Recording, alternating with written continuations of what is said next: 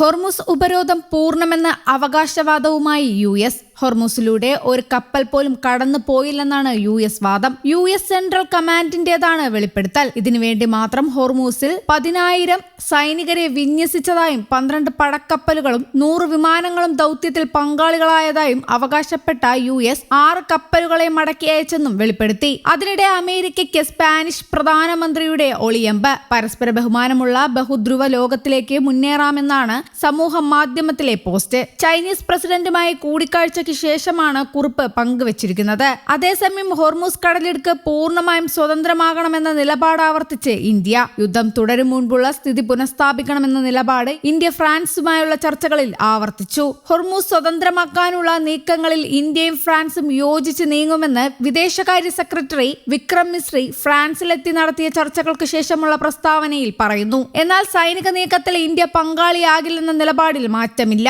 GCC രാജ്യങ്ങളിൽ നിന്നുള്ള Indian കപ്പലുകൾ തടയില്ലെന്നാണ് അമേരിക്ക ഇന്ത്യയെ അറിയിച്ചത്. ഇറാനിൽ നിന്നുള്ള കപ്പലുകൾ അതേസമയം US തടയും. ഇറാനിൽ നിന്നുള്ള 2 ക്രൂഡ് ഓയിൽ ടാങ്കറുകൾ ഉപരോധത്തിനു മുൻപ് ഇന്ത്യയിൽ എത്തിയെന്നാണ് റിപ്പോർട്ടുകൾ. ഹോർമുസിൽ ഇന്ത്യൻ കപ്പലുകളിൽ നിന്ന് ചുങ്കം പിരിച്ചിട്ടില്ലെന്ന് ഇന്ത്യയിലെ ഇറാൻ അംബാസിഡർ മുഹമ്മദ് ഫത്താലി അറിയിച്ചു. അതേസമയം അമേരിക്കൻ ഉപരോധം മറികടന്ന് ചൈനീസ് ചരക്കു കപ്പലുകൾ ഹോർമുസ് കടലിടുക്ക് കടന്നതായി റിപ്പോർട്ടുണ്ട്. ബ്ലൂബെർഗാണ് വാർത്ത റിപ്പോർട്ട് ചെയ്തത്. ചൈനയുടെ ഉടമസ്ഥതയിലുള്ളതും ചൈനീസ് ക്രൂ പ്രവർത്തിപ്പിക്കുന്നതുമായ റിച്ച് സ്റ്റാറി എന്ന കൂറ്റൻ ടാങ്കറാണ് അമേരിക്കൻ ഉപരോധത്തിന് ശേഷവും തന്ത്രപ്രധാനമായ ജലപാതയിലൂടെ സഞ്ചരിച്ചതായി ഷിപ്പിംഗ് ഡേറ്റ ഉദ്ധരിച്ച് ബ്ലൂബെർഗ് റിപ്പോർട്ട് ചെയ്തു. നേരത്തെ ഫുൾ സ്റ്റാർ എന്നറിയപ്പെട്ടിരുന്ന ഈ കപ്പൽ ഊർജ്ജ ഉപരോധം ഒഴിവാക്കാൻ ഇറാനെ സഹായിച്ചുവെന്നാരോപിച്ച് 2023 US കരിമ്പട്ടികയിൽപ്പെടുത്തിയിരുന്നു. ഒരു ദിവസത്തിനുള്ളിൽ 2ാമത്തെ ശ്രമത്തിലാണ് ടാങ്കർ ഹോർമുസ് കടന്നത്.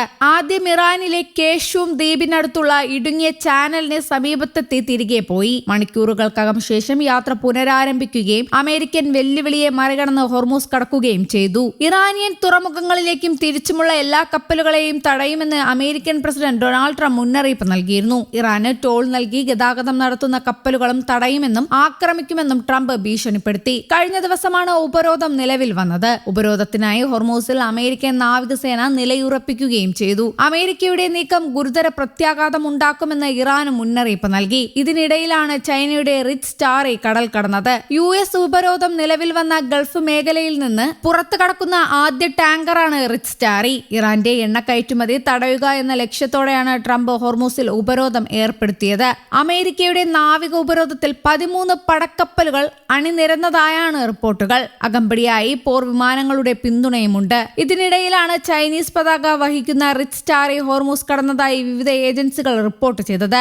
അമേരിക്കൻ ഉപരോധത്തെ ചൈനീസ് കപ്പൽ മറികടന്നത് എങ്ങനെയെന്ന ചർച്ചകൾ സജീവമാണ്. ഉപരോധമുണ്ടെങ്കിലും അടിയോ തിരിച്ചടിയോ ഇതുവരെ ഇല്ലാത്തത് ഇരു വിഭാഗത്തിന്റെയും ജാഗ്രതയെ സൂചിപ്പിക്കുന്നു. ചർച്ചകൾക്കും ശ്രമങ്ങൾ സജീവമാണ്. മധ്യസ്ഥ രാഷ്ട്രമായ പാകിസ്ഥാൻ തന്നെ ശ്രമങ്ങൾ തുടരുന്നുണ്ട്. തുർക്കിയും ഒപ്പമുണ്ട്. വെടിനിർത്തൽ നീട്ടാനും ചർച്ച നടക്കാനുമാണ് വിദൂര സാധ്യത. ഇതിനിടെ ഇറാന് തുറന്ന പിന്തുണ നൽകുന്ന റഷ്യൻ വിദേശകാര്യമന്ത്രി സെർജി ലവറോവ് ചൈനയിലെത്തി. ആണവ പദ്ധതിയിൽ 20 വർഷത്തെ മൊറട്ടോറിയം എന്ന നിർദ്ദേശം അമേരിക്ക മുന്നോട്ട് വെച്ചെന്നും പരമാവധി 10 വരെ ഇറാൻ അംഗീകരിച്ചെന്നും വിവിധ റിപ്പോർട്ടുകൾ പുറത്തുവന്നു. ആണവ പദ്ധതി നിർത്തിവെച്ച് യുറേനിയം ശേഖരം കൈമാറണമെന്ന പോയിന്റിൽ നിന്ന് ഇരു വിഭാഗവും നടത്തുന്ന വിട്ടുവീഴ്ചകൾ സമാധാന ശ്രമത്തിൽ നിർണായകമാവും. യുറേനിയം ശേഖരം തങ്ങൾ സൂക്ഷിക്കാമെന്ന ഓഫർ റഷ്യ മുന്നോട്ട് വെച്ചു. News desk Kerala Kaumudi.